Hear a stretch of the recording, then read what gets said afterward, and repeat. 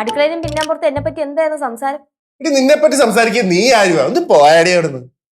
അപ്പൊ നിങ്ങൾ എന്നെ പറ്റി സംസാരിച്ചിട്ടേ ഇല്ല. നിന്നെ പറ്റി ഇവിടെ എന്തോരം സംസാരിക്കാനാ? ശരിയാ, എന്നെ പറ്റി എന്ത് സംസാരിക്കാനാ? എന്ത് സംസാരിക്കാൻ? അതെ, ഭയങ്കര കഷ്ടാ. കഷ്ടമാ. അതെ അതെ അതെ അതെ അതെ.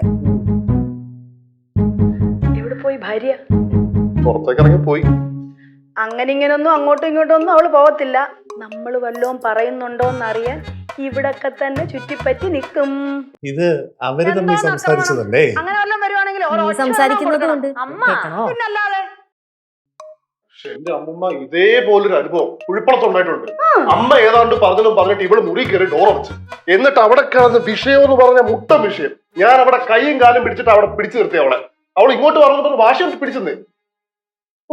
ചില സമയത്ത് സഹിക്കാനേ പറ്റത്തില്ല. ലച്ചു, സംഭവം എന്താന്ന് വെച്ച് കഴിഞ്ഞാൽ അവര് നീ ഒരു തേങ്ങ പറയരുത്. നിനക്ക് നാണുണ്ടോടാ? ഉണ്ട്, നല്ല നാണമുണ്ട്. എനിക്കല്ല സത്യം പറയാൻ തന്നെ നാണക്കേടാണ്. അവര് സംസാരിക്കുന്നതിനിടയിൽ ഞാൻ എന്റെ 2-3 കാര്യങ്ങൾ പറഞ്ഞു പോയതാ. ആരെങ്കിലും സ്വന്തം ഭാര്യയുടെ കുറ്റം പറയുമ്പോ നീ ഭാര്യയെ സപ്പോർട്ട് ചെയ്ത് വേണ്ടി സംസാരിക്കാൻ നീ എന്താ ചെയ്തേ? നീ അവരുടെ കൂടെ ചേർന്ന് ഭാര്യനെ കുറ്റം പറയുന്നു. എന്റെ പൊന്നു ലച്ചു, നിന്നെ സപ്പോർട്ട് ചെയ്താ സംസാരിച്ചേ. പക്ഷെ പറഞ്ഞു വന്നപ്പോ ചെറുതായിട്ട് കുറ്റം പോലെ ആയിപ്പോയത്.